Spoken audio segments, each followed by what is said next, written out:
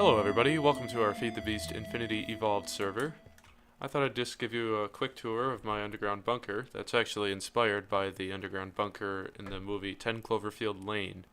It took me roughly 3 days, I don't know, maybe 24 hours to build total. Or maybe 8 hours each day, I don't know. So let's get started. Silas, who's the other fella that plays on the server with me, actually built this part himself. It's a secret entrance to get in, which I think is very cool. The flag is just to mark where it is. I know where it is, but he kept forgetting. So we have this nifty little door that opens up from a drawbridge, and that'll bring us down into the entrance chamber. You can shut that up. And here's the entrance to my bunker. So this is the airlock. Doesn't really actually do anything. I mean, you can have both doors open, nothing bad will happen. It's just for aesthetic purposes, I suppose. So after that, we will head down into the front hallway, or the main hallway, I should say. This is the spare room, very much like the one from 10 Cloverfield Lane. I just kind of threw a bunch of junk in here that I found laying around after I got done building. For a while, this was actually the first room that I built, and I stayed in here a lot. The bed's still here and everything, and actually there are a few blocks that need to be redone. This entire place is built out of construction foam from Industrial Craft 2, and you can use a tool called the Obscurator to actually select textures from different blocks and paint them onto the block, so that saves a lot on resources. Because I did not build this entire place out of aluminum and iron blocks. I've got this little alarm here from DecoCraft. It actually makes a sound, very loud sound, but it's not hooked up to anything. It's just sort of there for aesthetic purposes once again. So we'll go down the utility hallway first. This is where all the important stuff is for the most part. This room is my maintenance room. I have a lot of tools in here for repairing the place if something gets damaged. All of my reference blocks are here for the Obscurator. These are just general building chests where, like, a lot of this stuff is stuff I'd use to replace anything that gets damaged, except for the eggs and the bones, of course. I don't know why those are in there. Lots of cobblestone, general building stuff. This leads down into the sewers. I'll come back to that later. So next we have this little area. This is the waste disposal. Basically I have a chest that you'll see later that I fill up with stuff that I don't want. And I open it up and place it here with the dolly, which I don't have on me right now. And this will suck all the items out and it goes to our central storage unit.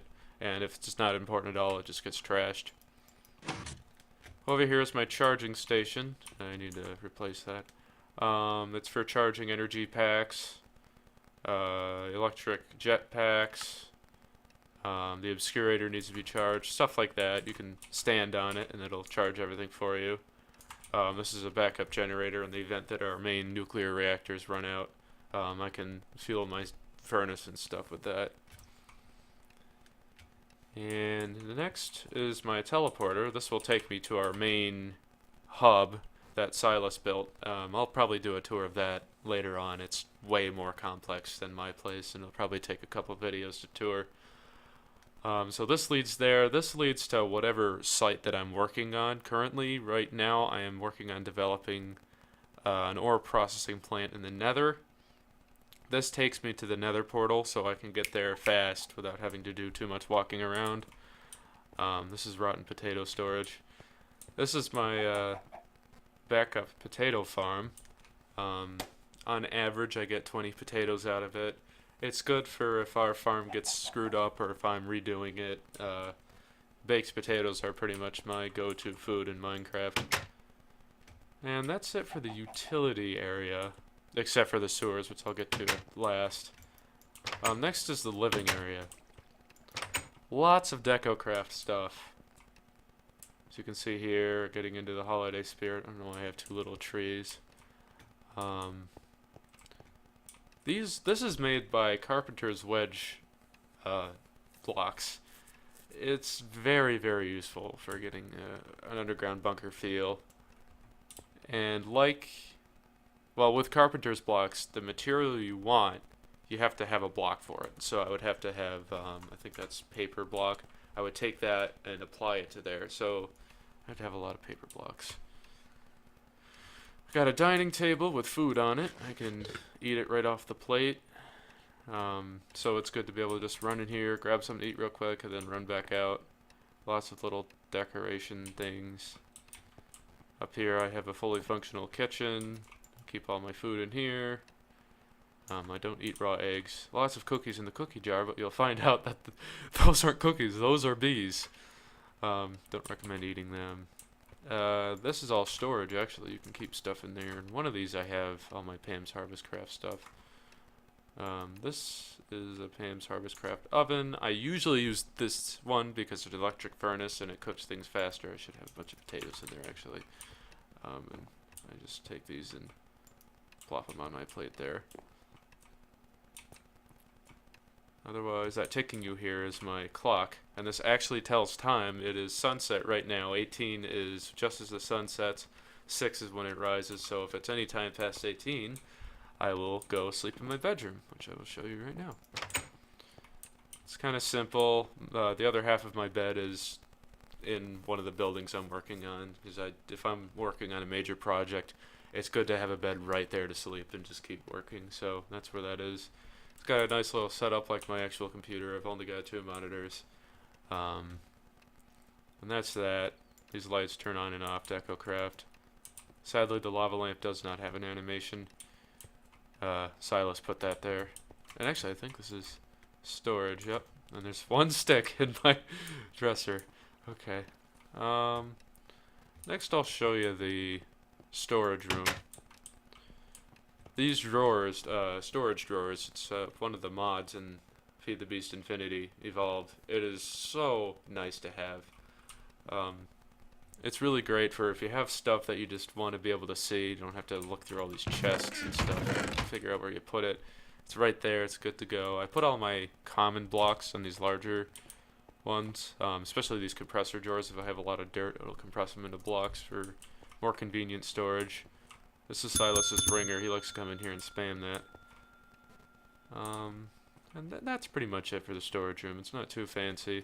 These things, they're drawer controllers, so if I just wanted to pop in here and store stuff fast, I will right-click on these a bunch of times with an empty hand, and if that item is in any of these drawers on this side, it'll take it out of my inventory and put it in there.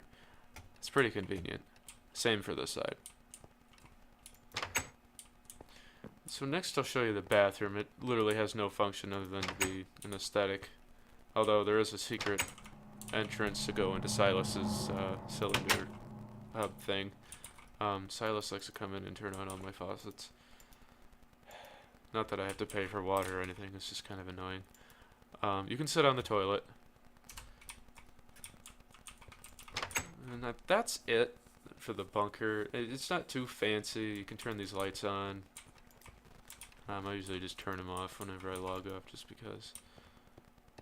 This is the trash chest. I throw all this stuff in here, and eventually, once Silas gets the sorting hooked up to the main storage, I can start using this again. That's pretty much it. I'll show you the sewers. So, I've got a lot of electronic stuff in here that needs to be powered. It's all powered by the main grid, except for when the main grid goes down. And this is the pipe that leads from the trash disposal. And this is actually how I would normally access Silas's hub if I didn't have my teleporter up and running. We refer to these as the sewers, but they're not really anything more than just a way for pipes, or for items to get transported to the main hub. Storage unit, I should say, which is in here. Oh, actually, no, it's not. Okay. I don't know where it is now. That's a big project that he's been... Oh, yeah, it's right here. All the storage stuff is above this, but that's for a later video. Just to show you where it all goes. These chests are for stuff that isn't sorted. Actually, you can see some stuff going through right now. The ore facility must be running. Yep. So Silas has this massive ore processing plant somewhere in his silo. I should just call it the silo. But anyhow, it's pretty impressive. It sends ores into here, and then it goes up into the storage. And I'm doing the exact same thing, except for it'll be in the nether. Then we'll have quarries and such in the nether. That way is Silas's silo, and yeah, it kind of has a ring to it. And this way leads to all the other places we have. And yeah, that's all I'm going to go for the tour. I just wanted to touch base on my bunker. I'll be posting more videos, giving more tours of everything else. I hope you enjoyed, and I hope to see you guys in later videos. Eventually I'll be doing weekly updates on what we do here on the server. We've been actually playing this for a really long time. Not on this particular map, but we've done probably at least 10 other sessions, each getting this far, if not farther. So we decided that it would be cool to share with everybody what we do. We take it very seriously, but, you know, we don't dedicate our entire lives to it. Whenever we have time, we get on and play and advance further. So these weekly updates will have what we've done and what we plan to do for the week. And then there might be little videos throughout the week just highlighting important moments. Otherwise, that's all I have for you right now. I hope you enjoyed, and I hope to see you again. Thank you for watching.